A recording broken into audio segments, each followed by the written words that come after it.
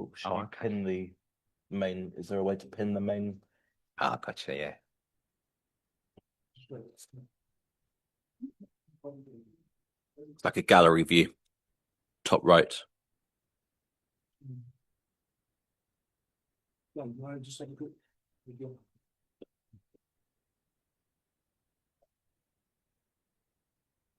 yeah. Oh,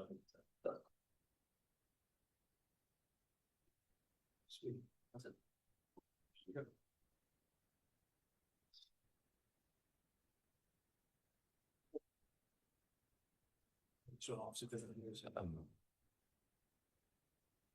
When people on Zoom confirm that they can hear us, thumbs up will be great. Cool. There is a thumbs up button. You don't actually need to stick your thumb up, but thank you. Thank you, everybody, for the effort. Welcome, everybody, to the 2025 Annual General Meeting of the Chelsea Supporters Trust. I'm Clayton Bierman. I'm the Trust Secretary. I'd like to thank all of you who have taken the trouble to attend today, and also thank those of you who are joining us via Zoom. If you are on Zoom, please stay on mute and ask any questions via the chat button. Thank you to the club for providing the room today.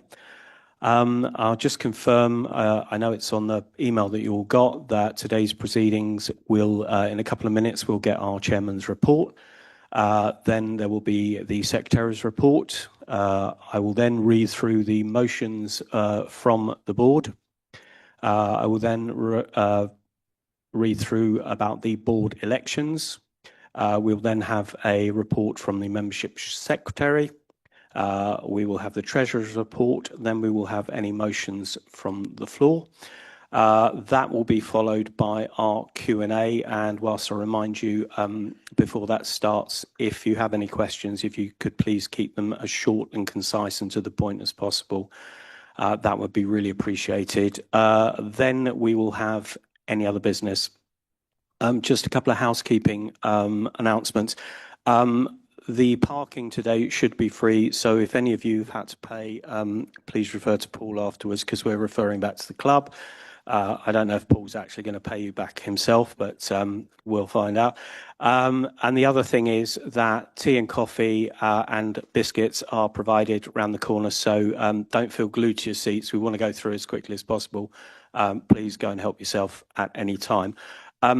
So thank you again for coming, and I'll hand over to Mark Meehan, our chairman, for his report.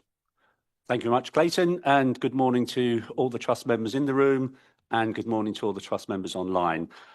I'm doing my report for 2025. This year, Chelsea Supporters Trust Board was formed following our AGM on the 7th September 2024. I was elected to the board and appointed once more as chairman for the year ahead. The following board members were also elected to serve on the Chelsea Supporters Trust Board: Cliff Auger, Gillian Bromfield, David Chidgey, Debs Cody, Paul Hay, Dominic Rosso, Dan Silver and Ben Williams. Clayton Bierman was our secretary and Stuart Kinner was our treasurer. Also co-opted onto the board for 24-25 was John Gordon, Tim Rolls, Phil Spector and Diane Akers. I have now completed my 3 years as chairman of the CST. At the CST, the board have really worked hard to ensure that Chelsea supporters continue to be represented and listened to at the higher levels within the football club. We have worked with the club and key club officials to promote the club and supporters while also giving back to the local community. I'd like to thank all the existing board members for their work they have done for you and giving up their free time to represent you all over the last 12 months. This has included our weekly food bank we run at home games for Hamilton and Fulham Food Bank. This is our 8th successive season, collecting again for those in the community who are most in need. Thank you for your continued support for our food bank collections. We have supported the annual Cobham Supporters Tournament, supported the Chelsea Ladies Legends charity match at Horsham FC, arranged a visit with the Chelsea Foundation to Barons Court Homeless Project for the opening of their new garden for homeless guests. And we arranged for young girls from a local special needs school to watch their first ever football match last season.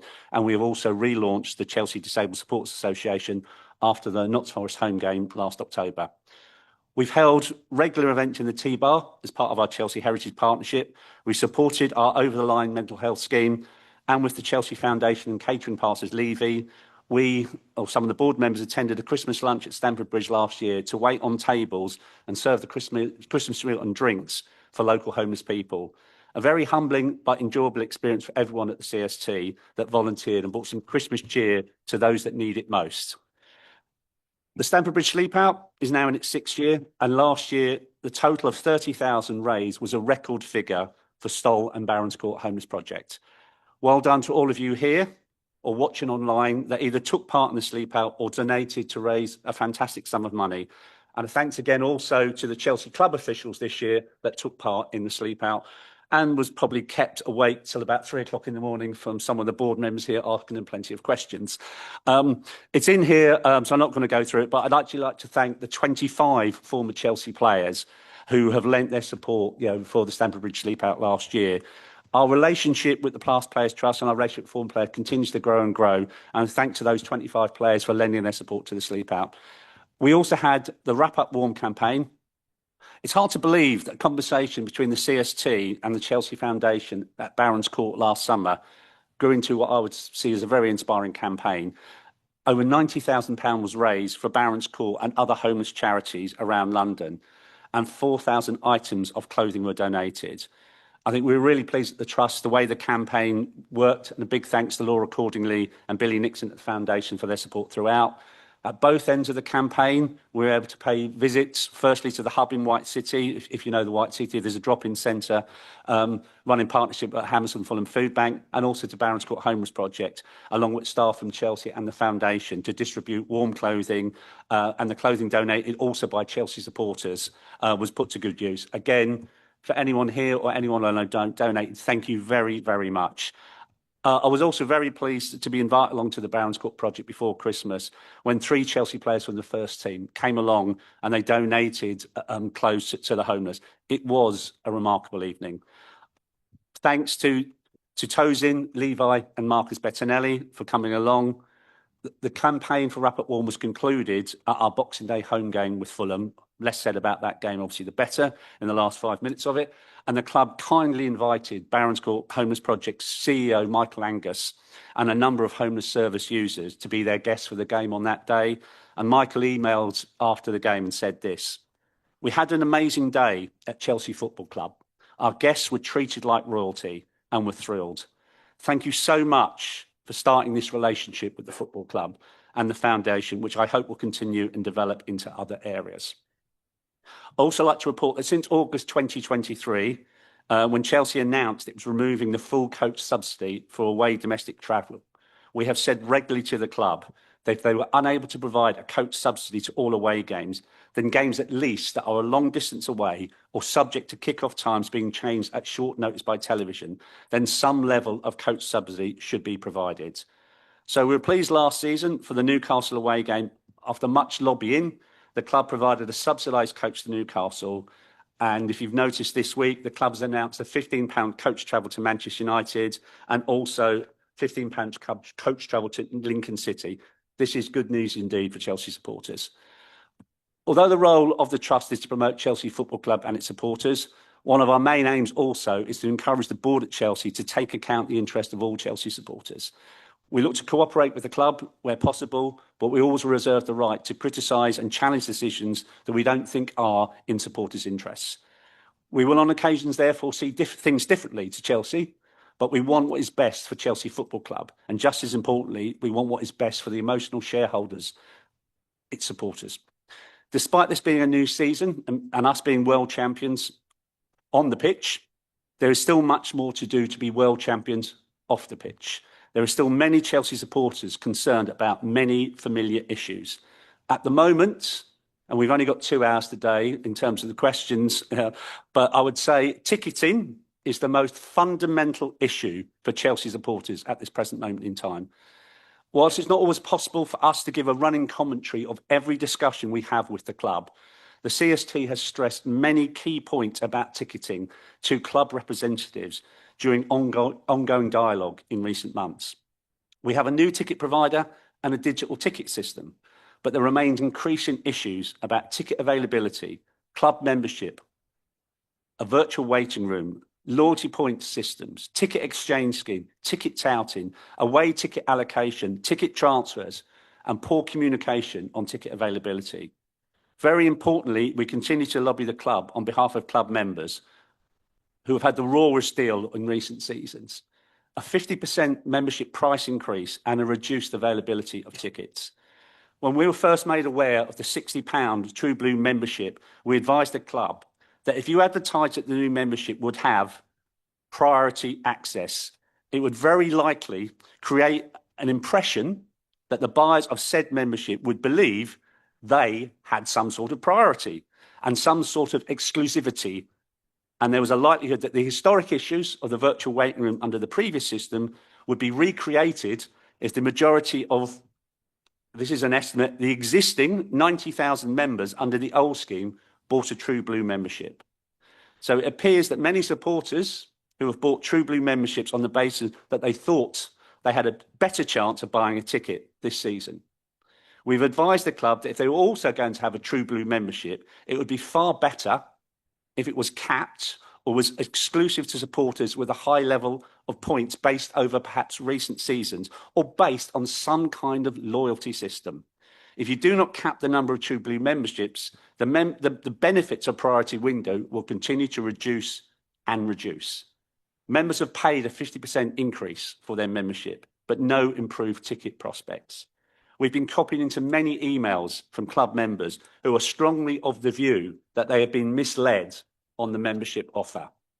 The priority for this season has to be to improve club members' chances of getting a ticket. Members need a better deal. Real fans deserve real tickets. The rollout of digital ticketing has raised concerns amongst our match-going support, as well as related issues like the process for the transferring of tickets. Look, we know digital ticketing was made a mandatory requirement of all Premier League clubs by the 26-27 season, and Chelsea clearly are included in that. There's no opportunity for the club to opt out of the process. But what we said to them is, do not rush into implementation. Get it right, don't get it rushed. Last year at our AGM, we said that we'd approach the club with a proposal for much more effective, wider fan-based engagement. One aspect of this proposal was the club to host an open town hall meeting with supporters. A town hall is a very common large-scale meeting hosted out there in the wider world, but also by football clubs, and it's a format recommended in the fan-led review of football governance. The first town hall took place towards the end of last season on digital ticketing. We hope this is a first step of many in which Chelsea Football Club will communicate with supporters in a much more open manner. We'll continue to lobby the club on this method of public fan engagement, and we expect further town halls to be held in the coming season. When launching the ticketing system, the club said that this new system would help combat touts. We're 2 home games in, and already we have seen thousands of tickets already available on secondary sites for inflated prices. We know digital ticketing will not eliminate ticket touting completely, and there will be tickets on secondary sites that are speculative or do not exist at all. But there will be real tickets that do exist on secondary sites, which only adds to supporters' anger and frustration. Ticket touting remains a frustrating, emotive topic for many Chelsea supporters. Thanks to our members in the room and online who responded to our ticket touting survey earlier this year.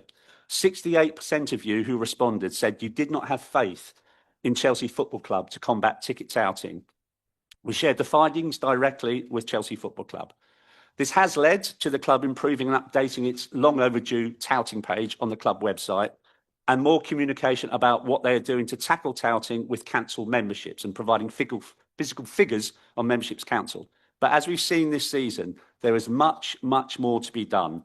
350,000 bots attacking the club ticketing site on the first day south at Crystal Palace shows the enormity of the challenge. I'm pleased Chelsea increased its touting staff on the back of our lobbying last season, but they still need to go further.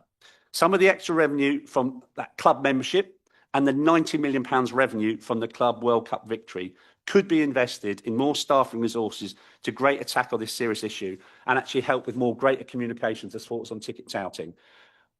We know it's a significant and serious issue at Chelsea. It's not easy, to tackle some of the secondary sites that sell tickets. We know that. We're aware that Chelsea, like many other Premier League clubs, is facing very sophisticated online tout gangs targeting Chelsea tickets. Many of those websites that sell and advertise these tickets are based offshore, so it's hard to close them down as they're beyond UK prosecution boundaries. However, throughout the last season, on behalf of our members, we've been passing examples of ticket touting to the club security team. All the examples we have sent to Chelsea have come back and confirmed that the tickets were touted. The majority of these tickets we shared were sold via the ticket exchange and have then ended up on a secondary site for sale, and one site in particular. Anyone who sold these tickets has had their membership cancelled and any accounts linked through to them. Back in January, we asked our members if they had any examples of a seat sold via the ticket exchange and then up the secondary market. And soon after, for our game against West Ham, we were made aware of a seat in the Matthew Harding upper tier, like to have been sold via a secondary site. We passed the details to the club, and it came back, and they confirmed that that one touted ticket in the Matthew Harding upper was linked to 340 membership accounts, all of which have now been closed. One reported ticket linked to 340 memberships. I would therefore make an appeal. There is no point moaning on social media after a game about a touted ticket next to you. If you have any examples where you know a seat has been sold either via the ticket exchange that has ended up on the secondary market, or you know of a Chelsea supporter that has purchased a ticket above face value, report it to the club. We have a very good touting team at Chelsea. The club will investigate any examples of touting sent to them, and would encourage all of our members, if they have concerns, to send it to toutinfo@chelseafc.com. All you need is the seat number, the row and the stand. And on the same subject, no, we have not and will not forget about Vivid Seats. As we have said before, Vivid Seats undermines the good work that Chelsea's touting team are doing to combat illegal ticket touting. We have had written confirmation from the Premier League that they are still looking into this issue, and Richard Masters has come back and committed to meeting the CST once they conclude their discussions with Chelsea Football Club. The CST earlier this year contacted Mr. Bowley direct, and he was offered multiple opportunities, both publicly and privately, to address supporters' concerns. Neither he nor his representatives have acted on these requests. We still at the CST do not believe that it is appropriate for any Chelsea tickets or wider Premier League tickets to be listed on the Vivid Seats website. And on other matters, those of you who follow NASDAQ may have noticed that Vivid Seats stock price has fallen 83% in the last 12 months. Finally, on ticketing, you will see from one of our mandates in front of you that the CST is mandated to press the club to keep ticket prices to a minimum. Over the last 2 seasons, ticket prices have increased by 17%, while our rivals Manchester City have slashed ticket prices by up to 43% before the revenue from the Club World Cup came to them. This cannot continue year on year for Chelsea supporters. In our most recent survey in June, 90% of members responded and gave a clear mandate to the CST to join the Football Supporters Association's Stop Exploiting Loyalty campaign. In recent months, we've seen many examples from Chelsea supporters, especially those who purchased the True Blue memberships, that they do not believe that their loyalty is understood or appreciated by the club. The Stop Exploiting Loyalty campaign will feature throughout the coming season amongst CST activities. And as part of my update, it would be remiss of me if I did not mention the Djurgården game on the 8th of May. The CST board received over 300 pieces of written, photo and video evidence from members and fans that came from all parts of the ground that night, and showed clearly that the club were extremely lucky to escape without a major incident. The club, after the game, appointed an independent advisor to investigate and devise a series of recommendations to ensure this type of incident does not happen again. We are fully aware of members' real and legitimate concerns with regards to safety issues, ticket system failure and steward inadequacies on the night. And we recently approached the club to set up a meeting with that independent advisor to show him the evidence that we received, and we gave our views on the whole event. The club have now completed their independent investigation, and we will be meeting with club representatives after today's meeting to get feedback from them on their investigation. I'd like to thank all the members and fans who took the trouble to send in their evidence. And I'd like to thank John and Debs from our board who poured through that evidence and watched hours and hours of video evidence and 300 complaints and compiled the report that went to the club. Thanks to both of them. And then to conclude, if you are aware, the Football Governance Act is now law. It's received King's Assent, and I encourage all CST members to at least read the summary. And if you do, you will see that the recently passed legislation even has its own CPO clause built into UK law. I'd remind everyone how important it is that Chelsea supporters are at the centre of any discussions regarding the future of Stamford Bridge, and we'll continue to support the aims and importance of Chelsea pitch owners in the continuation of Chelsea Football Club at its home, Stamford Bridge. There are motions about Stamford Bridge and the future of Chelsea pitch owners later this afternoon, and if you have not already done so, I'd encourage all CST members here or watching to buy a CPO share and become a pitch owner. Because if you want to have a say at some point in the future, you need to buy a CPO share. And finally, and conclude, obviously, as I said at the start, this is my 3 years as chair concluding. I'd like to thank you all for your support of the CST. I'd like to thank you all for coming along to today's meeting, for logging in online, and most importantly, being CST members. Thanks very much.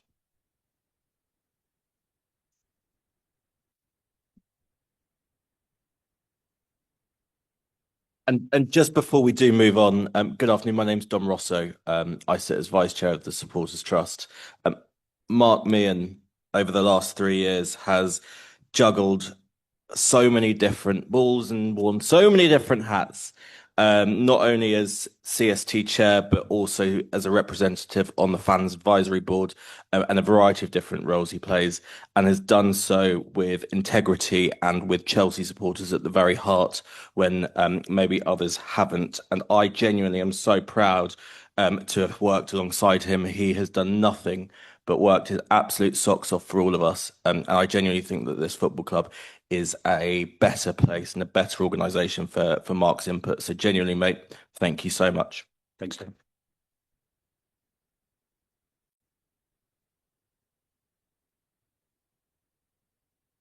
Thank you, Dom. So my report is going to be very brief. I just firstly confirm that I'm satisfied the board has acted within its constitution throughout this year. Personally, I will be in the next 12 months considering our constitution and confirm to the board if I consider any changes need to be made. And if that is the case, then obviously they will need to be voted on by our members. So if that is the case, then you'll receive notification. Dom has stolen one of the paragraphs out of my thing, which also is to thank Mark and to just say, well, Dom said it already. It's been a privilege to watch him as chairman, and the amount of work he does is just phenomenal. So can we have another round of applause for him as well?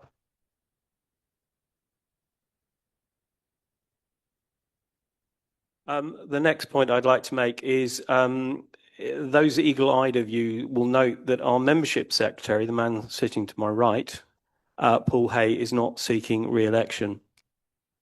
Paul has carried out his duties with amazing diligence and good grace and has been an amazing help to me and the board. And again, can I please ask you to show your appreciation for the work that Paul's done?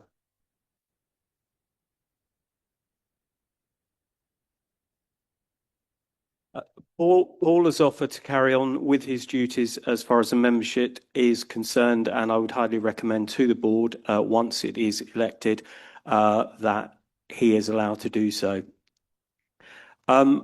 Just generally, I'd like to also highlight the great work the Trust does. Mark has just commented on what happens behind the scenes, which you don't see.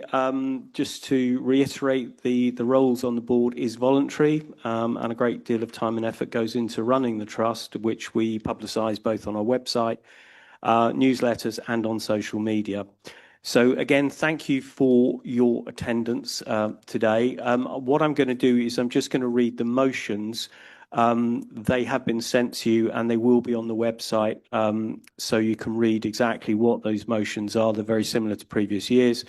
So we have the approval of the 2024 and 25 accounts, Chelsea Supporters Trust affiliations, the Fan Advisory Board, implementation of the other FLROFG recommendations, including Golden Share, Stamford Bridge redevelopment, the future of Chelsea pitch owners, safe standing, ticketing and match day issues, fixture scheduling, membership of Safety Advisory Group, supporter liaison officer, stakeholder engagement, European Super League and similar competitions, football in the community, fair treatment of supporters and the club heritage. The next is board elections. So just to confirm that no voting will take place at the AGM itself.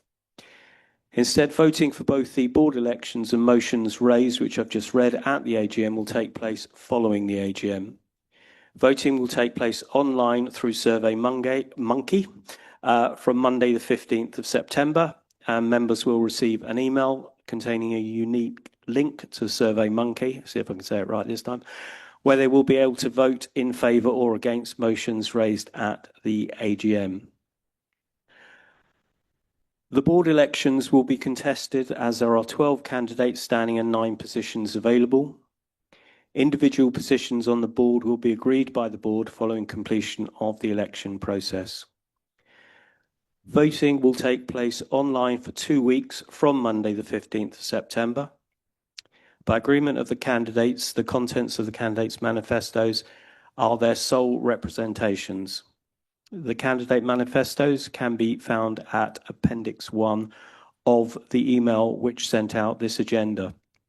They're also available to look at on our website.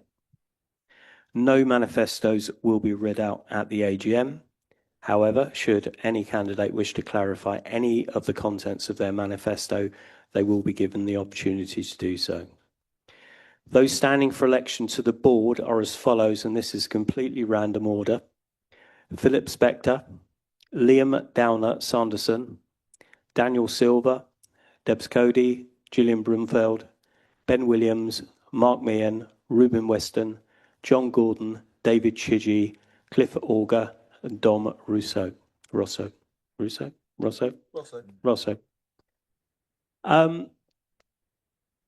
I'd now like to pass over to our outgoing membership secretary for his report. Ongoing memberships. That's right. Thank you very much indeed. Well, yeah. As I say, I'm not going away. I'm still going to be around somewhere. However, I'll take that. Oh, can you hear me okay? Thank you. Yeah, so I will still be carrying on with the membership side. Now, we have got a very healthy set of members, an awful lot around the world, not just the UK. And what is heartening is that when we do put out requests for information coming back, we get a lot of information coming from you. I do urge that if you do get surveys, if you can complete them, because the more information that we get from our supporters, the more that we as the board are able to represent you. While we probably agree with a lot of your thoughts, it's not the board members who are the ones putting the thoughts forward. It's actually what we get back from you. Even if we didn't agree with them, if a majority of our fans or supporters wanted to have something going through, that's what will happen. Just purely on an administrative point of view, we do use various systems to get messages out to you. I do know sometimes people don't always get those messages. Just check your junk folders as well, because that's quite often is where they all disappear to. But apart from that, if there's any questions that you do have about the membership process, please just get in touch with me and I'll do my best to get back to you in a very quick manner. We do have a number of different people on the board that I might have to pass things to. So that'll be my process. I'll just get all that information in and send it through to you. But as I say, it's just that if you do any questions at all, just get through to me. I'll make sure that it gets put into the right direction. And on that, I will pass it back. Thank you. Thanks, Paul. Dom's now very briefly going to go through the Treasurer's report.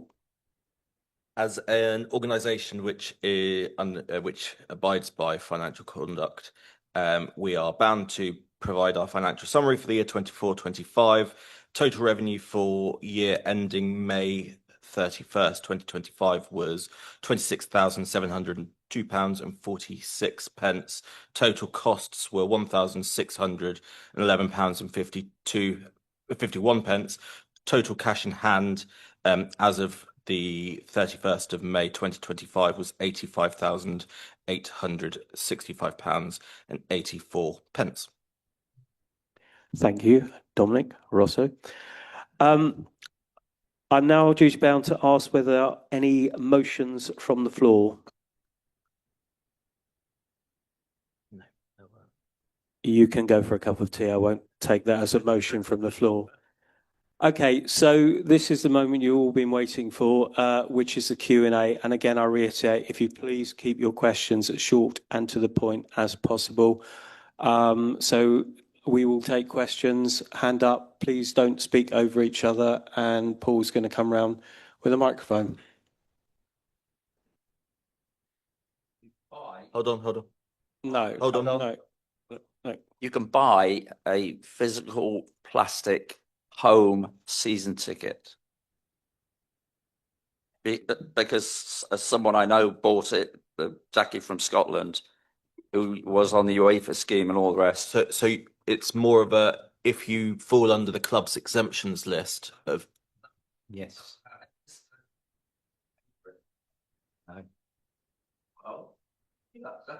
I guess what we can do is maybe follow that up and see if that is definitely the case, because I don't think we've come across that. Sorry, can we just make sure he's got just give him the microphone. The other thing is that I've used the ticketing, and it was in 5 different ways in the first 5 matches, but I was able to get on the Jubilee line with no Wi-Fi or anything like that. The ticket comes offline in the same time it does when you're walking to the turnstile. I don't know what happened on the day people couldn't get their tickets up, but I've been showing people in the pub how easy it is to get the tickets up, right? Yeah. And they actually work a lot better than the old season ticket when you go to the. Sorry, I'm not sure. What was the question there? It's not really a question. It's information for people who are concerned about ticketing. Okay. Okay.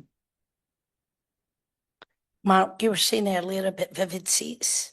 I myself personally was out in America for quite a few of the games. Vivid seats is linked up to FIFA. I went through directly through my FIFA account, which I have had for a few years, and I paid a very severe amount of £750. I was on the link.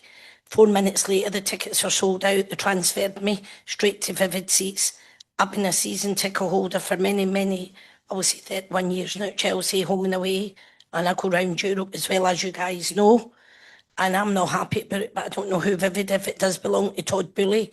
I want questions answered on it, because I was at the games. I've got links to FIFA. Why is FIFA sending us to Vivid Seats if it's through Chelsea? You know, that shouldn't be happening. People like myself, you know, there's a problem there. Yeah. We're discussing the ticket touting, but there's definitely a big problem there, because we were out in America, and within the 4 minutes, it came up on 4 minutes exactly, sold out. And then you could have bought as many tickets for days after. I bought mine straight away for the fear that I might not get to the final, and I paid the money for it, and that was the cheapest ticket that I bought. So just to let you know that. As I said in the statement, Vivid Seats remains an issue. We've contacted the Premier League, because if you go onto the Premier League website, the Premier League has a number of recommended websites where they advise people not to buy tickets from. And it's quite easy to follow through, because there's a hyperlink from Chelsea's own website to the Premier League website. So what we've said, we wrote to Todd, we didn't get a response back. We spoke to club officials, and we went to the Premier League, and we said, your own website is saying that you shouldn't use Vivid Seats. The Premier League have basically said they are taking the matter up with Chelsea. Sometimes these things take time, and that's why I was emphasising the point today. We haven't forgotten, and we will not forget. We do not think it is appropriate. The optics on this looks awful, that the owner of this football club owns 40% share of a company that sells tickets above face value. So it's just providing that reassurance to our members today. It hasn't gone away. We haven't forgotten. And when we hear back eventually from the Premier League, we will share it with our It's membership. currently going through legal systems and kind of lawyers between all the parties. So I appreciate why they're taking their time. Doesn't mean it's not frustrating. Absolutely not. It's really frustrating that people can't get tickets, yet you go on for Brentford tonight and you can get tickets in the away end for Vivid Seats, and it's kind of 700 quid a ticket. I was trying because I'm not computer literate. I can use computers and things, but I was on FIFA's website who put me straight on when the 4 minutes were up, it directed me straight onto the Vivid Seats website. There was no, they put me on there, and that's what I couldn't. Me and my friend couldn't understand why we were sent there. Fine. Look, it's the first we've heard about Club World Cup tickets on Vivid Seats, but Yeah. we'll have a little look and I'll get back to you. Okay, thank you. Thanks, Alison. Morning, everyone. Excuse me, a little bit throaty. Motions that you've got at the moment include, I think, a fairly general one on ticketing. Yeah. Does that include, or would you require a new motion to say that you should be empowered to request the club that the trust and or other supporter organisations can get involved in testing a new system like a digital ticketing system, which clearly hasn't been tested to be used the way we use it, because it's fallen down at every stage, from bringing friends and family over to adding new ones to assigning or managing tickets. Every single stage has been pretty unimpressive. And it seemed like throughout the whole process, we were doing their UAT, the user acceptance testing. And I would much rather have given up a day or two of my time and sat there in a test environment doing all the things that we try and do as supporters and trying to get some of the bugs out, instead of which they've done it live. And I think it's pathetic. So I'd like to know if the motion on ticketing either covers that, which I suspect it doesn't, because this is quite a new problem, or if a new motion's needed to say, we want to be involved in making sure these systems work, because we get a lot of stress. Everyone here is here because they love football. Ticketing is vital, as you've said, and a few people would definitely give up some time. It's easy for me to say that because I'm sort of retired now, but I would happily give up time to be able to test it. And then I could also act as someone who's got proper practical experience of using the system, because that system came out without any user guides initially, without any how-to guides. And every time you had a question, it's like, yeah, we'll come back to you on that. And I sit as someone who's got, at the moment, like everybody else, I've got 4 games of TBC in my ticket wallet, and I don't even have anything for Brighton yet, and that's in 2 weeks' time. My question is actually, do we need a new motion to explicitly deal with that? I think regarding the motion, you'll see that the ticketing motion has been slightly tweaked to include digital ticketing. Between you and me, I don't think we need a new motion on that. Is it something that the club, that the CST requested from the club 2 years ago when they started to look at digital ticketing? Yes, there was a for I want to say it was towards the end of the 23-24 season, there was some test games, and there was a select number of people on the fans forum and from other supporter groups who were asked to test it. It was kind of a one-off, and there was nothing since. Do I think we did ask on many occasions to kind of be part of that process. The club's very kind of maybe sensitive around their ticketing system and didn't want to release it to anybody until kind of they had it down to a T. Is it something that we'll continue to push? Have they managed to get it ironed out? Absolutely not. So yeah, look, it's one of those that we will continue to push. Is it one of those that was always going to have teething issues? Yes, but there are things that are just getting basically wrong. Basically wrong. Hi, everyone. Just wanted to touch on the point mentioned earlier by the chairman, I think, about knowing that there would certainly be lapses with digital ticketing. I want to say, as someone who's worked in software technology, and I'm currently a software product manager here in the UK, it is possible to restrict tickets being sold out of your platform. It is possible to protect people. I was here last year and I listened and I said I was going to come up with something, and I have. I'm not saying mine has to be used, but I'm saying it's quite possible to restrict ticket outing completely and eliminate it. I can say that for a fact because I'm a software engineer since 2011 at least, and I made it happen, right? So, the idea that the club is sensitive about anyone can do user access testing, like he said, and I truly believe that members of the Supporters Trust should be engaged, even if it's 3 people, in testing and making sure it meets the specifications that work for us. I've developed a system that takes into account loyalty points, transfers of tickets, resales, restricting that so it's impossible to increase the prices. So these things are possible. The fact that it's allowed is because someone's benefiting from this. And it's not good for the rest of us. If I can do it with my full-time day job, multiple businesses, an organization that has the money to hire Ticketmaster can do it in 6 months or less. So I agree. They need to do better. Genuinely needs to be things on ticketing need to be doing better. Do I think it's something they will improve on? Yes. Are we anywhere near it at the moment? What do you think? No.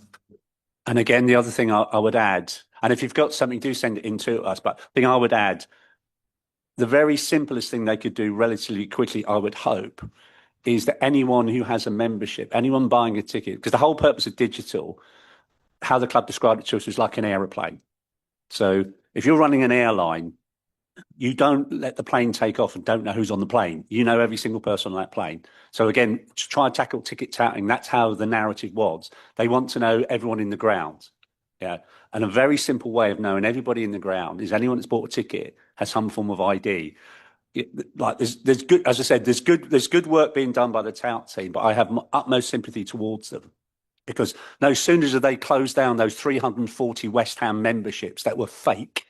And again, we could probably have a competition here that who could set up the membership in the quickest time. It's only a couple of minute transaction. I could set one up now.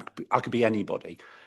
You have to have some kind of recognized ID to get a membership to buy a ticket. Until they do that simple thing first and foremost, the touts are winning. They're having there's bots out there that can actually program to actually create memberships, not at our football club, but every other football club as well.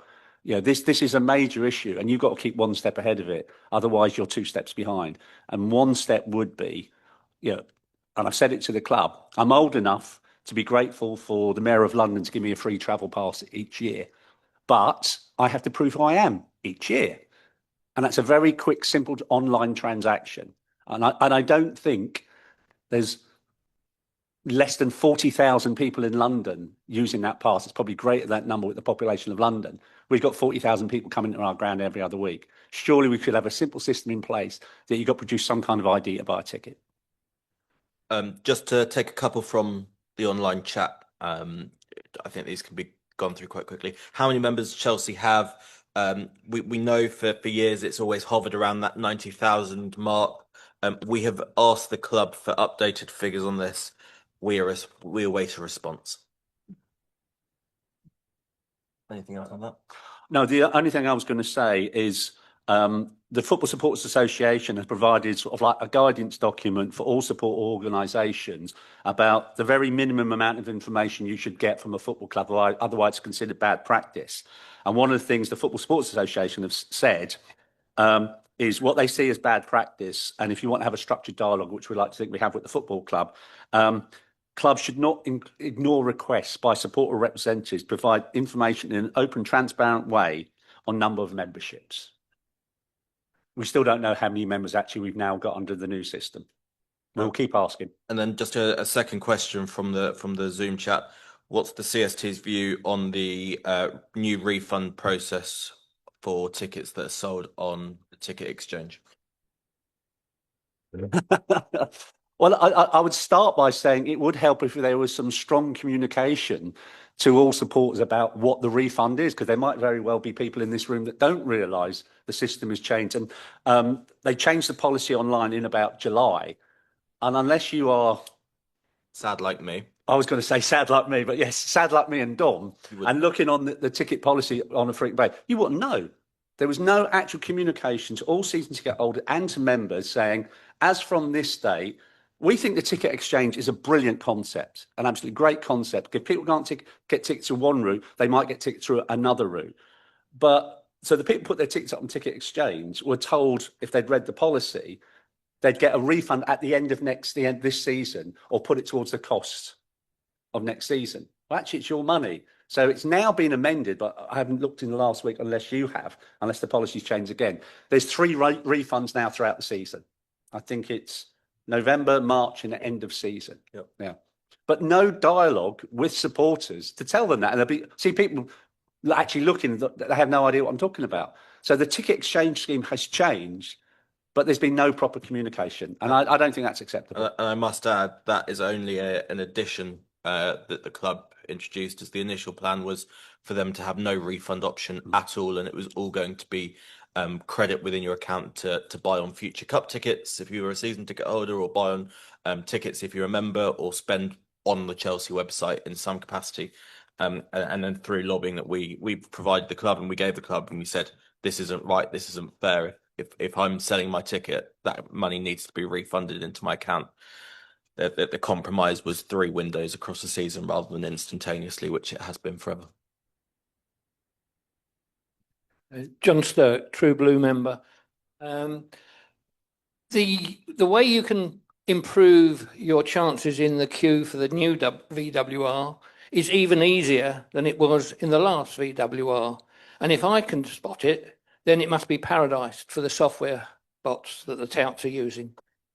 Secondly, you mentioned something like 90,000 members, you estimate, and 1 seat was assigned 340 members.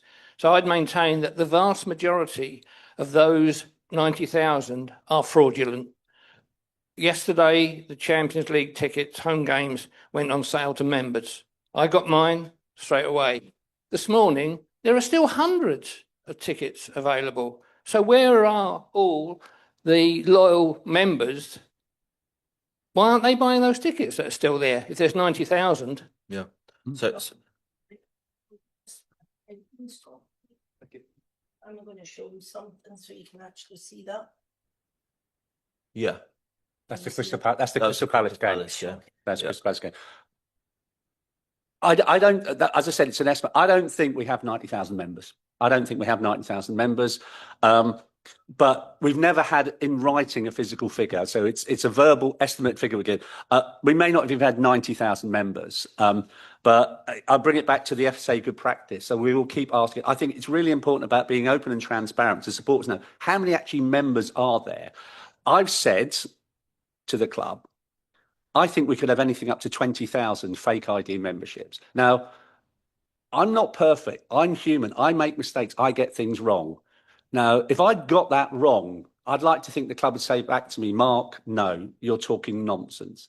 Challenge me back. And so I think there is a phenomenal amount of fake IDs and fake memberships amongst our membership base. And I can only do by benchmarking against other football clubs. And I am sad in other areas as well. So I've looked at what Newcastle have done. I've looked at what Liverpool have done. I've looked at what Arsenal have done. So Liverpool, if you read or subscribe to Athletic, there was a really good piece in Athletic last year about ticket touting. And if you haven't, go back and read it. Liverpool cancelled 100,000 memberships. Now, I appreciate Liverpool have got more members than we have, for example. But 100,000 memberships over a period of time is phenomenal. This is organised activity. And that's why I said, you need to be ahead of them, because otherwise they're ahead of you. And there was a very good BBC documentary that's still on iPlayer that tells how it all works. And we haven't got time for me to go through it today. But if you type in BBC ticket touting, it's a half-hour thing, you'll find it. And it shows how the touts operate. And so you have fake, you have bots, and you have fake IDs and fake memberships. So you are in competition. And that's the whole thing that Alison has showed, that everyone, that first Crystal Palace sales day, was posting on social media, well, I'm 110,000, well, I'm 134,000. I never thought for 1 minute there was 134,000 members in the queue, because you very simply, if you count to 10, And I appreciate in that window, you can't always count to 10 when you're trying to buy a ticket. But people have a laptop open, they'll have a Kindle open, they'll have a mobile phone open, they'll have 3 members of the family doing the same. So there's always that, you've got to divide it by how many devices people have open. But even doing that, say people had 3 devices open, that brings it down to 40,000. I think at any one time, players in the ticket marketplace, actual people trying to get tickets, which we estimate, because we don't know, we estimate there's about 5,000 tickets now on average per Premier League game. An average, pardon? General sale. You've got, I would say, 15 to 20,000 people trying to get 5,000 tickets on a game-by-game basis. I don't think we ever had 90,000 members, being realistic. I think we've got a lot more than 20,000, but I think we've got probably 20,000 fake IDs. I'm happy to be proved wrong. From what the lady showed you, I guess that was the number in the queue, which Ticketmaster then tried to claim that was just a random number their system generated, and it hasn't appeared since. No, and they've Just got a slider. they removed the queue numbers, and they also introduced a way that you have to log into your account before you're put into the queue. Yes. No, not all the time. No, I've got in the queue first. Yeah. And also, you don't need multiple devices. You just need multiple browser windows now. I just wanted to say, in terms of, we guesstimate that it's 5,000, but we should know how many. So members, Game by game basis. they've got a fighting chance of, you've paid £60 for a possibility of 5,000 tickets.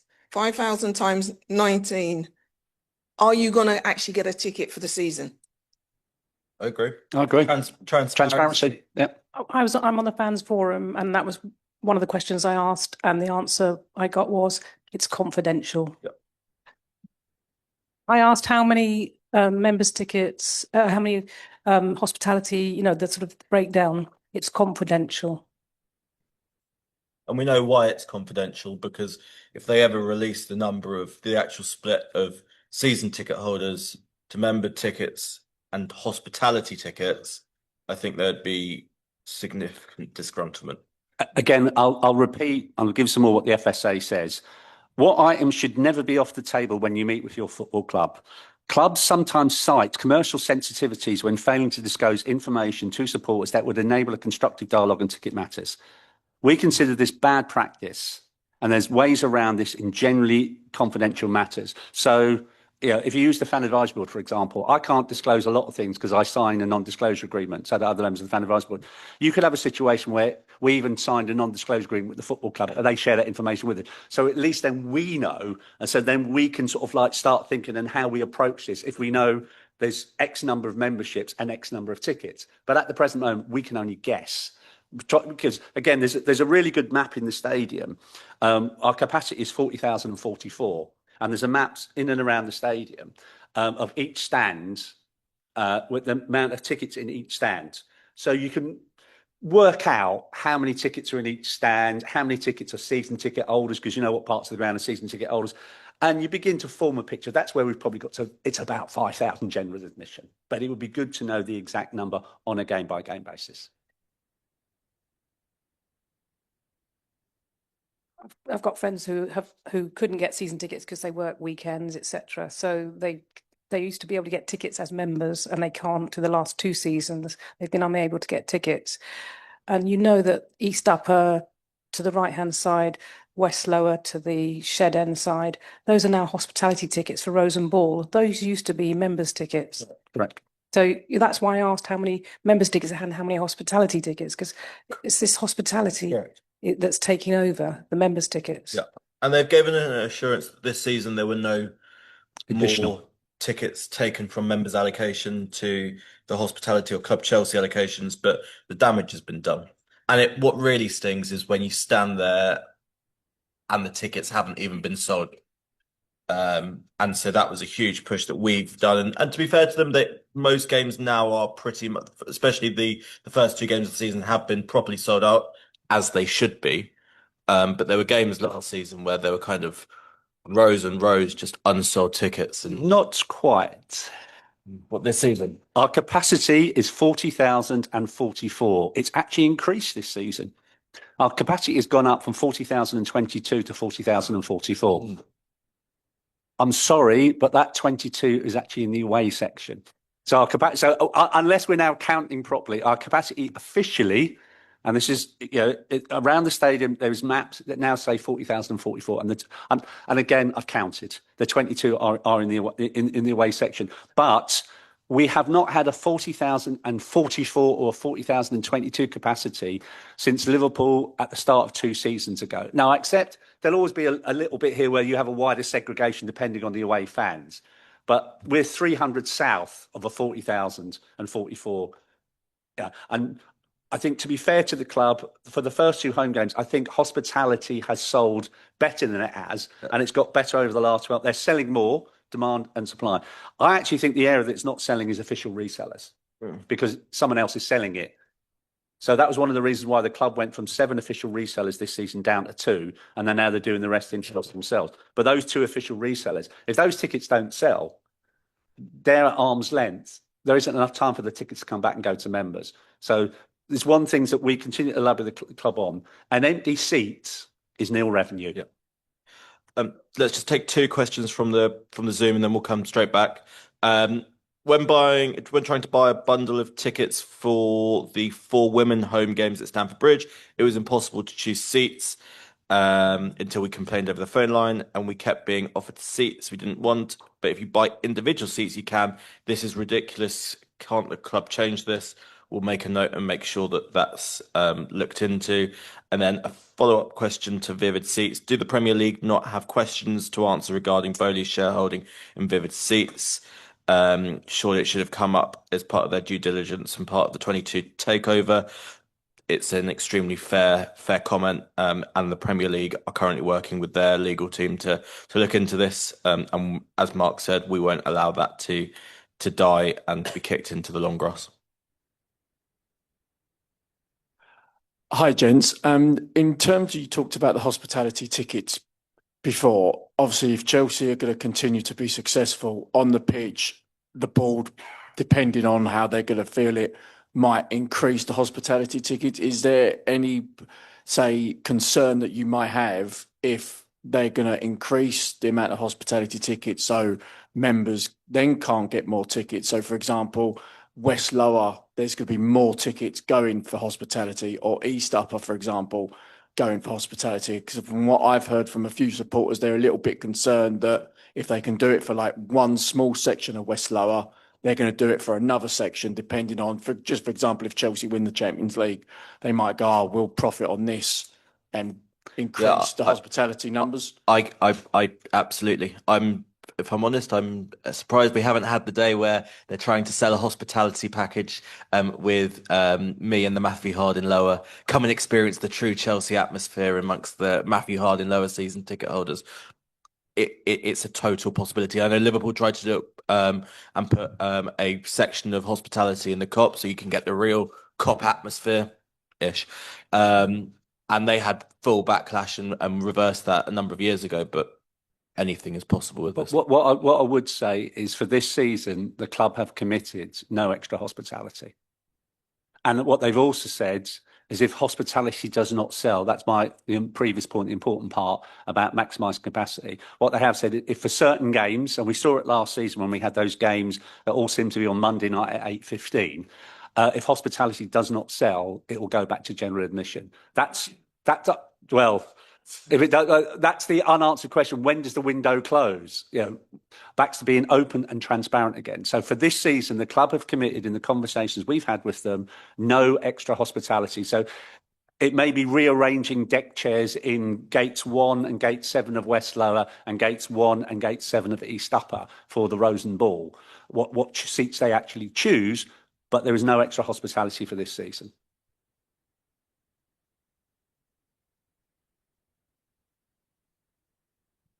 Sorry, is it me or someone else? Sorry. On the hospitality, very briefly, I've got some other things to say, but the hospitality, the lift wasn't working in the Matthew Harding Upper on the first game of the season, which I didn't know. So I'd gone downstairs because I walked downstairs and I need a lift up.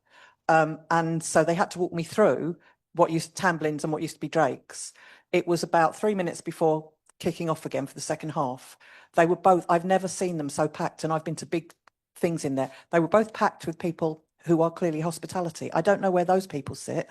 I don't know where, so for extra hospitality, they were all getting extra toppings on their puddings with 3 minutes to go. But I had to, escorted by a steward, I had to fight my way through to get to the lift up the other end. And there were seats, like high seats as well. So I don't know whether some of them just sit in there for the whole game and watch it on the telly. I've got no idea. But you say no extra hospitality. I've been taken through there before once, and it wasn't that packed before. It was absolutely like shoulder to shoulder. Whereabouts was it, Kim? In Tamblings and what used to be Drake's. Well, Drake's has been hospitality for a number of years I now. know. Yeah. Yeah. But and Tamblings isn't a bar, hasn't been a bar either, and it's been hospitality. Yeah. But it didn't used to. I mean, not at half time where they look like they've got sort of practically 3-course meals going on there, and in the Matthew Harding upper. Yeah. Yeah. Tamsin and Drake's has been a hospitality area for a number of years now. I know, but you're saying no extra. I've never seen it so packed, is what I'm saying, and that late on. Anyway, what I wanted to talk, you said about members being badly affected, and I've got every sympathy. And oh my God, I'm so glad I got a season ticket. I feel desperately sorry for everyone, but I do think that the club are trying to do over season ticket holders. That it's not just the rises; it's also, I mean, the stuff we've lost. We lost the magazine. We lost the handbook, which I mean, please, can we not lobby for that again? And I mean, we never had a members pack anyway, ever. Season ticket holders haven't. All we had was our seat, and this whole bundle thing, buy the bundle or you can't have your own seat, is outrageous, because that's all we've got is our seat. And what's more about it is clearly if most of the touted tickets come off the exchange, and what is going to happen is people who either can't afford or can't go to have bought the bundles because they want their own seats, because that's what you're used to, that's where your mates sit. They're going to be selling them back onto the exchange. So it seems to me it's like a touts charter, basically, by doing it this way. And I just wondered what was said about that. And I also think, again, about the whole the whole communication thing as well. The communication from the club over tickets has been rubbish. It's been rubbish over the ground. CPO and sometimes CST, because people confuse the two online, are getting slaughtered all the time about how dreadful it is. We know what Jason Gannon said at the CPO AGM, and he was quite clear that CPO, we're all best mates. Well, why don't the club? Can no one force the club to say that out loud, or CPO to say it louder as well, perhaps? So I'm just saying that I'm saying there's problems with communication. I'm saying there's problems with touting. Just one more thing about the touting and the membership. Isn't there a way to make something physical go to an address? Memberships, it's easier to have a fake membership online than it was when you got your card sent to your address. I heard from someone that the club do look at addresses, and they start looking more closely when there are more than 10 names from one address. Now, I don't know about you, but I don't know how many people have got 10 mates of that, 10 people live. It's a very big house and multiple It is, occupation, isn't it? But what I'm saying is there's two things. One is 10 is ridiculous if that's true. I mean, it may just be a rumour that I heard from, I heard from someone who's heard from someone. And secondly, is there no way that memberships, something to do with the memberships, have to go to a physical address? Wouldn't that stop a lot of the pretend people online? So let's take that in order. Start off with the bundles. So that's all right. So we got about 5 minutes notice on the bundles going on sale, which actually wasn't even 5 minutes. It was 5 minutes before the comms went out. But if you had logged into your account, they were already kind of present for you to buy. So we didn't really get any notice at all. It's been really clumsily done. It's been really clumsily done. It's been, we qualified for the Champions League on the 20-something of May at Forest. They had so much time. They had so much time to sit down, review it, work with the right people to get the right messaging out there. It was so confusing for people who were kind of aware of what was going on. But there were a lot of people who messaged me saying, what the heck is this? Genuinely, what the heck is this? The comms was confusing. It wasn't explicitly clear that if you didn't buy a bundle, which that policy is awful. But I agree. But if they are going to do that, they have to explicitly say that if you do not buy your bundle ticket, you are not guaranteed it. And it should be really clear that everybody knows that. And it wasn't. It was whimsical. It was just that there was no consistency with their messaging, both within the online portal, within the emails, and within the article on the website. It was not consistent. It was really poorly done. They did a small extension to give people a few more days, but being asked to cough up 200 and something quid with 4 days notice. And if you've got multiple season tickets or you've got children and you're paying for them, suddenly if you're a mum and dad and you've got your 2 season tickets and one for a child, you're expected to cough up 600 quid. Sorry. Add something about the memberships bundles. Sorry, the season ticket bundles, because we did put out a statement saying we welcome the introduction of the bundles because we used to have that before.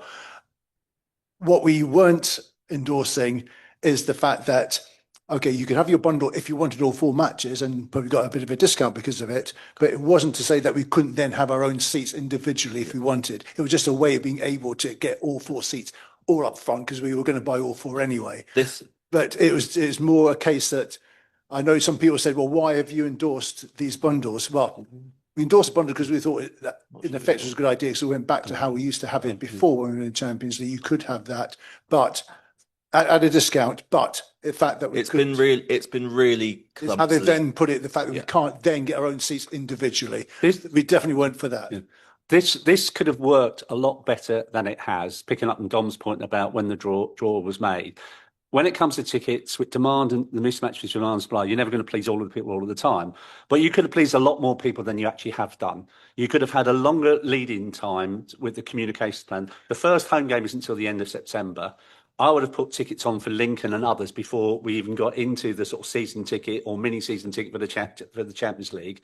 It's also an expensive time because the draw's made. A number of people have already booked for the 4 away games, and people have only got so much money. And even with a smart bit of thinking, not everybody is, but a lot of people get paid in the middle of the month. So people budget by the middle of the month. So if they'd done it at a latter part of this month, it might have worked better for people's financial position. But a better communication plan. People were scared into buying the bundle because they didn't think they'd be able to get their seat. And that comes back to communication. A lot of what we say all the time is forever about communication. They employ communication professionals at the football club.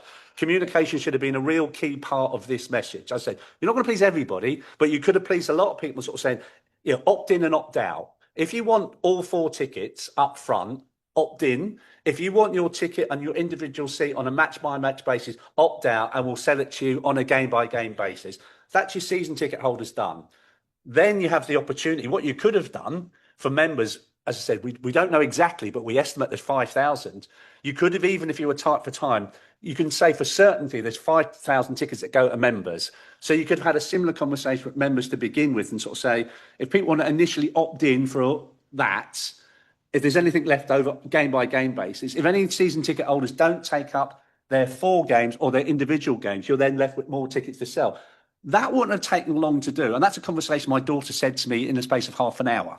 And she doesn't work for anybody in terms involving football or ticketing. And I just said, do you know what? That makes such common sense. And that would not have taken long to do. You wouldn't have pleased everybody, but you could have had a much more smoother process that the poor box office staff probably spent most of their time dealing with hundreds and hundreds and hundreds of emails caused by something. Again, same as digital ticketing, get it right, don't get it rushed. If you rush into things, you make mistakes. Yeah, this could have been handled from a comms point of view a whole lot better. Yeah. And let's be honest, this whole situation is of the club's own making.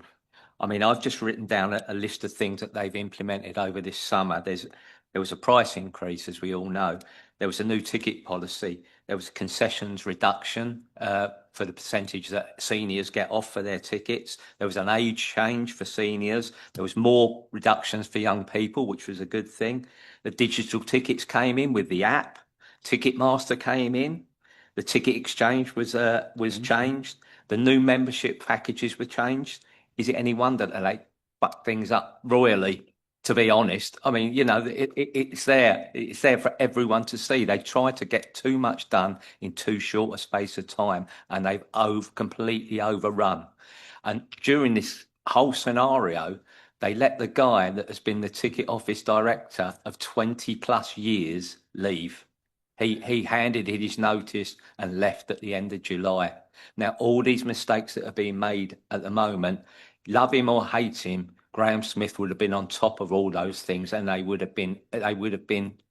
wouldn't even have reached the public stage. They would have been nipped in the bud before they got out there. But if they did get out there, he would have been notified. He would have changed it straight away and put it in place.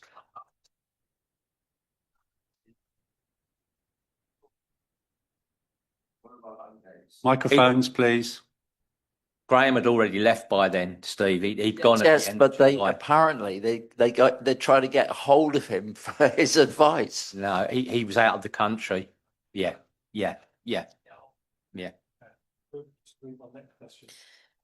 Getting back to the hospitality, what I would like to ask is, on a match day, every game at Stanford Bridge, we have lots of empty box seats, lots of them every game. Why are we not using them to give to the fans, and the fans don't know they're going there, so they get the seat?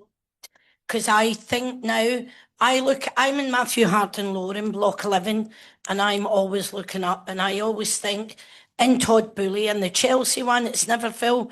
Go from one end to the other. There's so many empty seats. Why can't we be a proud club and surprise people? You can surprise me one day. I would love it, right? 'Cause I've never been in hospitality at Chelsea.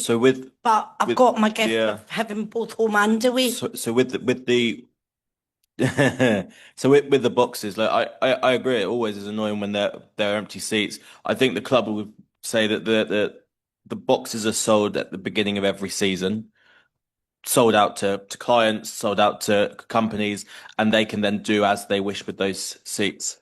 Yeah. And people wouldn't turn up. You're not bound to turn up. It'd be like if you buy a season ticket, you're not bound to turn up. To the best of our knowledge, they're sold at the beginning of the season or in advance. Something clause they can use it if they've not got anybody for it. Club then able to purchase it and give them it. Why can't we have something like that? Yeah, I agree. I agree. An empty seat is not acceptable. I'm just conscious. Did we answer all of Kim's questions? We'll come back to the bit on address roundup. I've got that. But yes, you're right. I will make sure that the club are aware of that. But I think their answer will be, we sell it to Joe Bloggs Industries for X amount of thousands of pounds at the beginning of the season. That's their seat. If they don't want to turn up, if they suddenly can't turn up, if suddenly clients drop out last minute, it's effectively their season ticket that they buy at the beginning of the season. A good starting point, which we can make a note of, back to transparent and asking the question. I don't think there is any harm asking the question. If the attendance was 39,975 in a 40,044 capacity, how many seats were empty? Not unsold tickets. How many seats didn't get used? The club knows on a match by match basis how many people come through the turnstiles.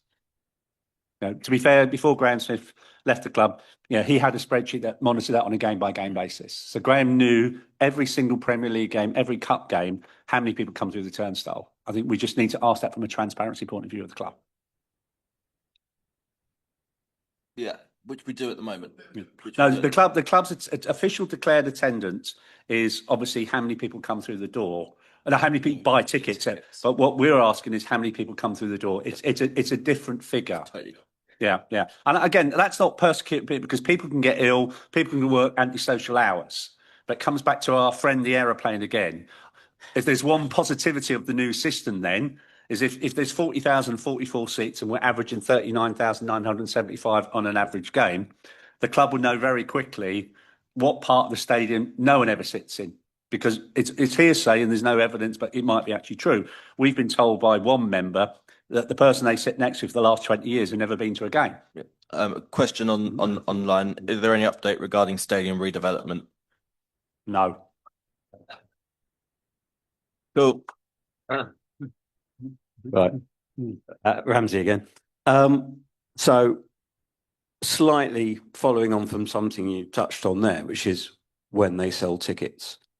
The buying of tickets is, as I said, absolutely vital. The on sale dates page is an absolute effing disgrace. I agree. It doesn't list every game, and clearly they're embarrassed to put up the fact they don't know. Yeah. They have to make a plan. They have to set out all the league fixtures, which they've done for years. Yep, and put a date on it. Now, I can see because they're so far behind, they're not going to be able to do 42 days. They're currently running about 2 weeks before a home game, which is embarrassing. Yes. But they've got to put out some sort of plan, probably going 14 days, 18 days, 20 days, as they've got to plan to improve until by the middle of the season, hopefully, they should be hitting those targets. But to have no information, which means fans have got nothing to even plan for either. Yeah, it's making it impossible for people who need to book trains, accommodation, all that sort of stuff. Yep. But can you guys at least press them to make a plan? It may not be the plan. I don't want a plan that says we'll sell Brighton 42 days before when there's like 16 days to go.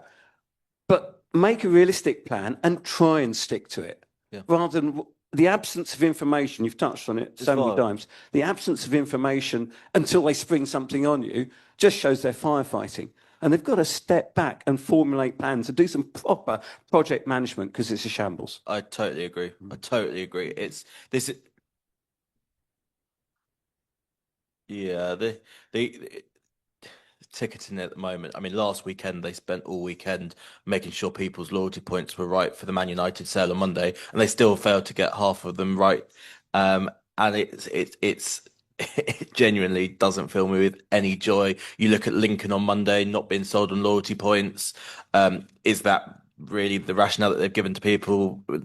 Is it because kind of it's 1800 allocation, or is it because people's loyalty points are still incorrect and they'd need to work this weekend to do it? Who knows? That's pure speculation. You're right.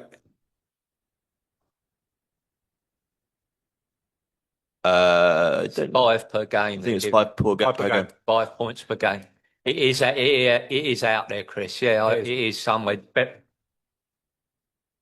they put out a statement yesterday about when the champions when all loyalty points are going to be added to your account. It's out there. It was out yesterday. Sorry, Ramsey, just to go on your point. Absolutely, that's really important, and I will flag that to him because that needs to be done. Because you need to be able to kind of put in your diary when tickets go on sale, and you need to buy tickets and you book your hotels. And I mean, some of us are lucky to live in London, but if you're coming in from London, you need to book trains, you need to book accommodation, you need to book time off work. You can't do it 2 weeks in advance. You're absolutely right. I still got the point on the address item. Addresses and memberships. Hold on. Sorry. Please don't interrupt. Thanks. We're just going to finish on Kim's point about addresses being linked to memberships and how there is a better mechanism there to stop touting. I think that there's got to be something there. It's a very sensible suggestion. Yeah. As I said earlier when I was doing the chair's report, that's the quick, easy win. Yeah, and I don't know the ins and outs of the Ticketmaster system, but it's sold worldwide for many years to 100,000 stadiums. So a very simple thing about knowing and buying the ticket should not be beyond them. So you can't buy a ticket, you can't get on the aeroplane that it's called Stamford Bridge unless we know where you live, and you have to provide some kind of official ID that we either send to you, or picking up the other point you made about the ticket exchange being a touts charter. I don't add to the burden of the ticket office because, again, with Graham leaving, he's been there for 20 years, so there's a lot of sympathy for the staff. They're just trying to do a job. But Cliff gave a list of about 9 or 10 examples that have hit them, in close season. That's a lot in terms of change managers have to deal with and everything else, trying to sell tickets to games every week. But I think we probably need to, in an ideal world, have a look at the opening hours, or if you buy a ticket through Ticket Exchange, because that's the concern of everybody now from the Champions League, that if you can't go to Benfica and you put it on the exchange, the tout is going to buy it up. That maybe for a period of time, if you buy a ticket through the Ticket Exchange, you have to collect your ticket from the box office to produce ID, or, which the club has done in the past, a percentage sample. So if touts are buying a ticket, they're buying it with a risk that you might have to produce identification. And if people aren't aware, this is something the club have done in the past. They've done it at home games, and you may be oblivious to this because there hasn't been much comms. And if you haven't been asked to come along and collect, you would have no knowledge this is taking place. They've done it at a number of home games where they've said to people, rather than us of like, this is pre-digital, but you've got it emailed to you, rather than us emailing you the ticket, can you come along on Saturday with official ID and collect? They did it for 2 home games. Let's just say of the several hundred people they asked to come and collect the ticket, very few people came along and collected the ticket. So it comes back to the touting teams, intelligence is good. Use them more. Put some of your 90 million into that team. Give them more staff. They're good, but there ain't many of them. And they could then, help and support the ticket office staff to do checks, and you don't get a ticket through the ticket exchange for a period of time unless we know you're the right person to get on the plane in the first place, and you're not a tout with 340 membership accounts. Okay, we're going to wrap this up in the next couple of minutes. Go on, Julie. If you put a ticket on the exchange, maybe they say you can buy it, but then you cannot transfer it on. They do. They You're do. not allowed to transfer a ticket if you buy on the exchange. But it's happening, right? No, at the moment, if I were to buy a ticket, if Joe Bloggs was to buy a ticket on the exchange, that, to the best of my knowledge, can't be forwarded to somebody else. It's being forwarded, but the rules stop you from doing it. Yes. And that's where the issue is around touting. And people on the ticket exchange are oblivious to this. People who can't make a game, and I gave those examples of all those Mondays in a row back in January and February, they're doing the right thing by their fellow supporters. They're making the ticket available on the ticket exchange because it's a good idea. Most of them were probably oblivious that ticket was sold and it was bought by a tout. The touts infiltrated the ticket exchange last year. Serious infiltration.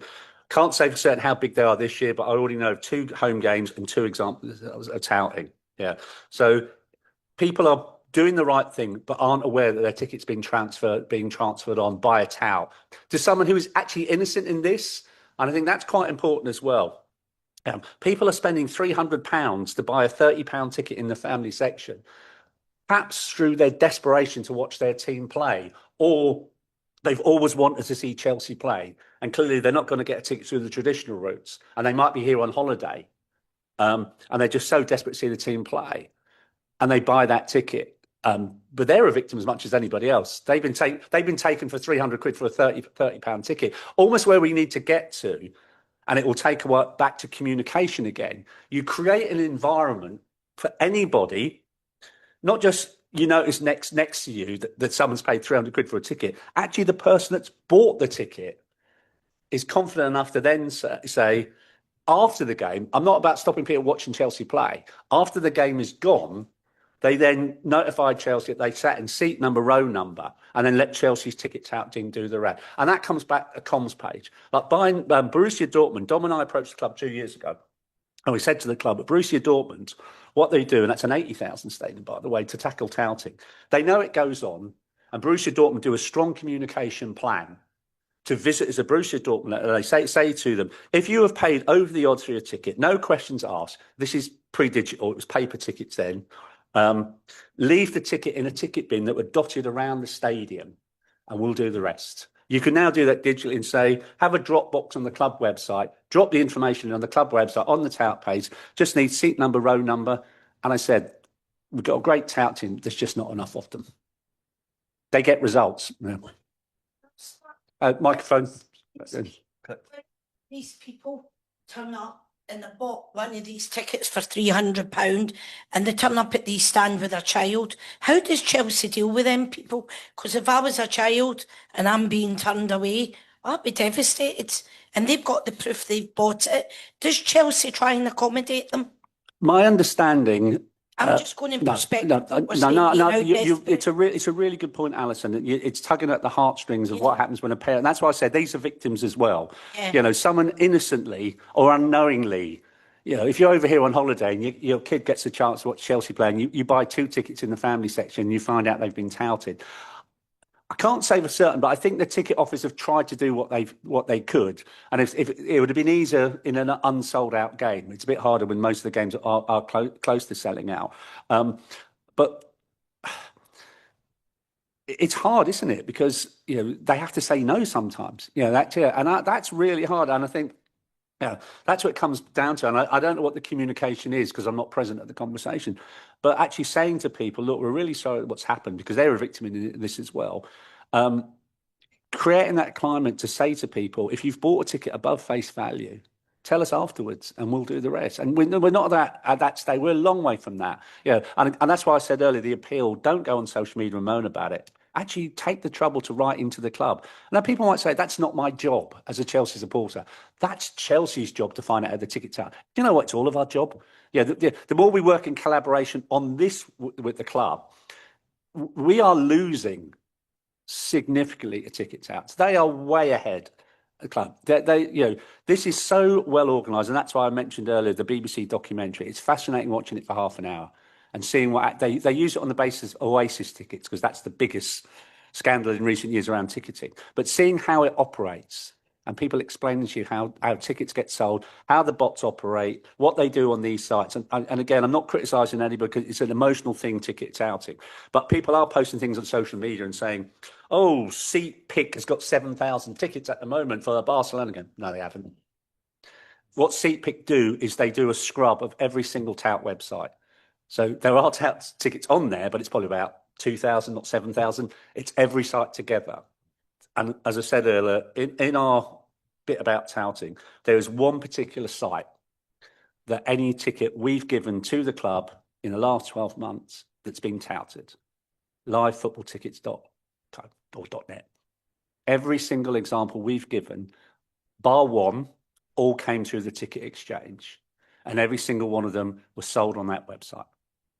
And again, I don't expect everybody to read everything that we post on our website, but we did post it on a tout update. And you could have found, you've probably got it not there now, but you could find a video on YouTube last year where there was a thing called a bot spinner for Chelsea's ticket exchange that you could buy for $1,600. I didn't say pounds or euros, I said dollars, which would probably indicate to you the marketplace of where the most victims are actually coming from. I think with all of this, I just want to address something that somebody said, kind of commending a lot of the club's work on the implementation of the digital ticketing. Actually, on our feedback that we've received, the large majority of supporters, and my personal experience has actually been rather good in terms of actually accessing the ground. And once all the facade buying the tickets has been done, once you've got your ticket, accessing the ground, I think actually it's been well done. And it shows that if the clubs start in advance, sit down with supporters, which they did, realize that actually these are what's good. This is what's going to cause the anxiety. You need to make sure you've got people out on the ground to support people who may be struggling. You need to improve the Wi-Fi, which they've done. If they give it some real thought, you can actually produce a system which, not always, but for majority of the feedback we've got, has been successful. Crystal Palace, irrespective of what went on Crystal Palace had more people in the ground as a percentage than any game for many a year, which might say more about the behavioural patterns of Chelsea supporters 5 minutes after kickoff, having another pint in the pub. But the percentage of people in the ground before the game kicked off, despite that half an hour people lost their ticket, is the highest in years. Yeah. Because supporters cooperated, there was goodwill there, and people got in early. Maybe they were tempted by the half price, you don't know. But that part eventually did work. I have to say something. Microphone. No, I know, but they're saying microphones. Give me. Yeah. Steve, one at a time, Steve. There's a gentleman there waiting to ask a question. Can I just start by saying microphone? Yeah, he's got it. He's gone. I am probably the newest member here, and this has been fascinating in terms of hearing what has been said, to hear the views, the concerns of members. I'm probably privileged in that I've been through the slog, I got the loyalty points, I got season tickets. I have the disadvantage that I am in West Upper. So I am concerned about what the future holds for me as a season ticket holder. You talk about pricing for Champions League, I have to buy the bundle. I'm paying 25% more per seat than my membership rate. It is higher than elsewhere in the ground. I am particularly concerned about the long term as to how I will keep my season tickets with the way in which prices are going up. And that's not just for me, it is for the season ticket holders who sit around me. Can I ask, were you a season ticket holder there before they introduced the Westview? Oh, way before. Yeah. So you were one of the ones who... I first went to the ground over 50 years ago. Yeah. I went around all the different stands. I remember East Stand being built, how wonderful it was, without realizing the trauma it was causing the club. I decided to go into West Upper thinking for the long term about the benefits I would get. When I reached pensionable age, the discount I would get, that's all gone. Yeah. I've been in West Upper for over 20 years. And yes, I'm one of those who are now captive. Yeah. I can't move. I'm prevented from moving. Honestly, and it's supporters like you who are often overlooked and forgotten because of those changes in 2020, I want to say. Because you are a lot of them who sit up there are Chelsea season ticket holders who have been going forever, and it's not all Club Chelsea up in Westview. It's a lot of season ticket holders who are no different to anybody else who, you're absolutely right, through restrictive measures are now captive, cannot move anywhere unless you'll lose your season ticket holder position, and are exposed to some of the highest increases to season ticket prices, maybe even in Premier League history.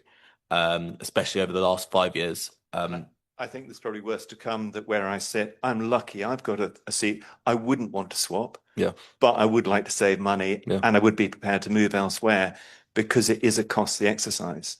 Same in terms of away games. So I go to those too. It is the late kickoffs. It is the United game where I now have to stay in a hotel overnight. It is late decisions. I feel all of that. And it is a pricey exercise being a supporter. I am lucky that I got my season ticket when I did. And I was told that if I was to move, I would have to become a member again and apply for seats, go through that process of getting up early, logging in, hoping to get tickets. And then I discovered just how hard it is for members to buy tickets. So I understand all that side of it as well. And there are issues which the club have to address across the board. For sure. And I'm just delighted to have heard what you are doing, and which I can talk to other people around me. Maybe you'll get some more members as well. Thank you. You at the moment you're trapped, which is a real shame. You're trapped. You have no choice. Which I think is wrong. Yeah. Just a change of subject. Sorry, I brought up at the fans forum about the music they've suddenly started playing when we score a goal. Sorry to change the subject. So I said, is this going to happen? Yes, it's going to carry on. We've only had one complaint. So can I please ask everybody, can people advertise that if you don't like something, the only way that it's going to change is if you make a complaint to the club? Can I just echo what Liz has said there? I've said this a couple of times. If you said I would have a lot in common, or the CSC would have a lot in common with Chris Jurasek this time last year, you'd probably be quite surprised me saying that. But I've said this a couple of times since. Chris Jurasek very much talked about being customers, and we don't necessarily see ourselves as customers, we see ourselves as supporters. But if you apply that ethos, we'll actually start treating people like customers. And what customers do is the customers have a right to complain. So I echo the point Liz has made. I road tested this the other day when I appeared on the Chelsea Fancast, and I think David Chidgey is listening today. We had a mini town hall Monday night in the Fancast where Chidge invited a load of people on, and it's a bit like today. I did 2 hours answering questions about ticketing, but I posed this question, and don't worry if you don't know the answer. The club published a couple of weeks ago its fan engagement strategy. How many people, A, have read it? Oh, no, don't. Well, no, I just want hands. I don't want a verbal narrative. Quick show. Who's read it? Okay. 4. How many people know what I'm talking about? A little bit. That's a little bit. Yeah.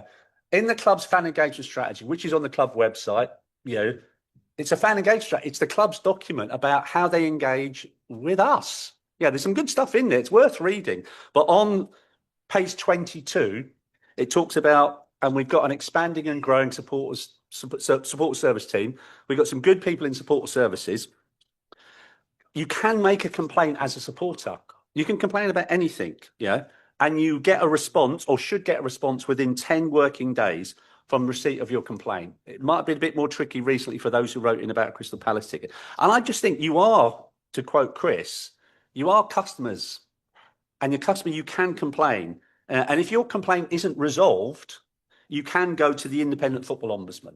But using Liz's example, do write in and say, look, we've got a WhatsApp group with the club. I love the Foo Fighters. I do like the Foo Fighters. But if I want to hear the Foo Fighters, I'll go and watch them in concert. I don't want to hear them 5 minutes before kickoff. So we said that to You'd club be lucky last to year. get a ticket. I like the Fratellis. I like Chelsea Dagger. I don't want to hear it when João Pedro scores a goal. I actually want to see and hear my fellow supporters celebrating that goal.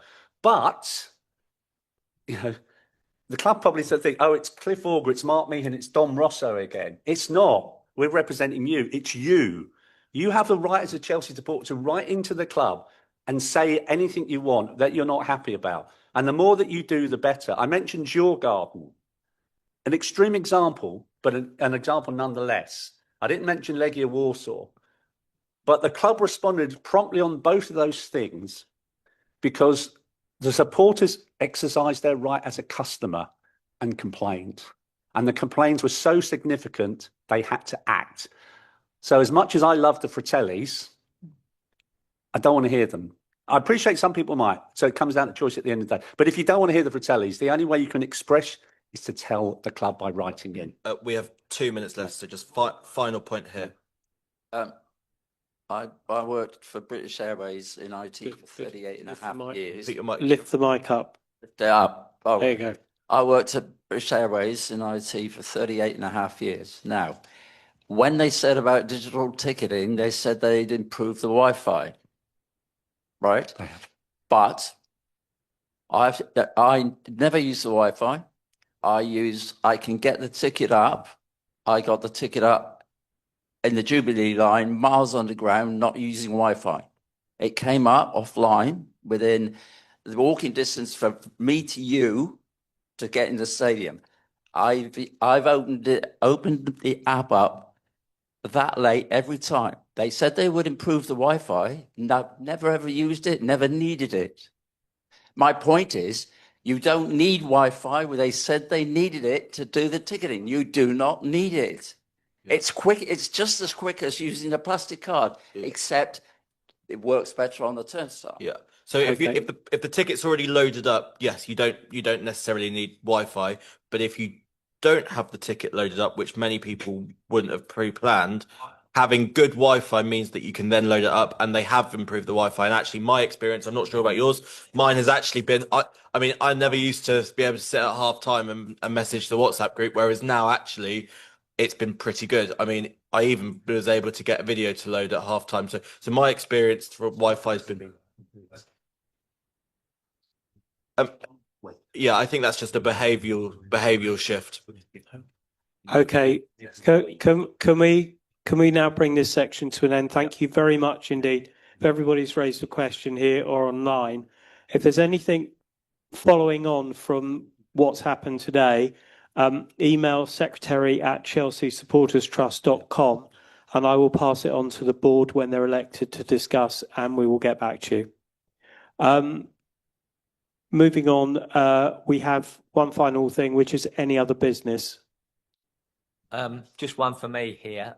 As many of you may be aware, over the last couple of years, we've been reforming the Chelsea Disabled Supporters Association. Diane has been an absolute superstar with this. She's worked tirelessly to get it recognised, and I think we're in a good place with the club at the moment. The club have got a good disability team in place with Hannah Travers and a new appointment of Lara as a disabled liaison officer. She's going to be out there liaising with disabled supporters. We're hoping for our first AGM as a newly reformed DSA after the Sunderland game on October the 25th. We're waiting for definite confirmation from the club, but we'd love to see as many of you there as possible, whether you're disabled or not. If you think that you're having issues getting tickets digitally as able-bodied supporters, it's nothing to what the disabled supporters have to go through, the hoops and hurdles they have to go through. is incredible. You would not believe it, and fair play to them that they stick with it to get tickets, because it is absolutely horrific. And with the implementation of digital ticketing at the club, the whole accessibility ticketing side of thing has been left behind. It's like a last century sort of stuff. So my point is to you, even if you're able-bodied supporters, please join the DSA to get informed of what's going on. And if you're available and if it's happening, come along to the AGM after the Sunderland game. We will be holding elections for our first board of the new DSA, and the constitution and everything, and anything else people want to put forward for it. So, as I say, I'd like to I know Di struggled at times with it, and she's been an absolute superstar, but I'd like us all to give her a big round of applause.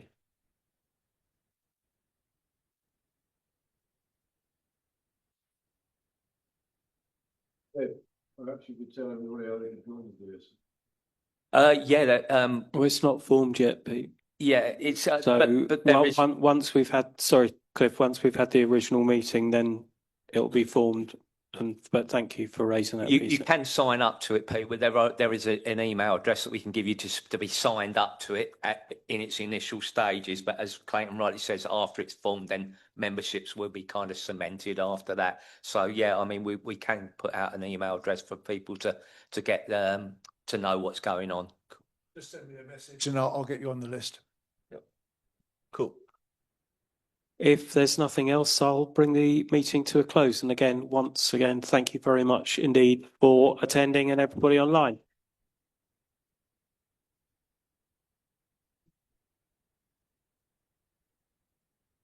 Cool. If anybody's part, I'll tell you what to do. Alison's doing. She's got the car.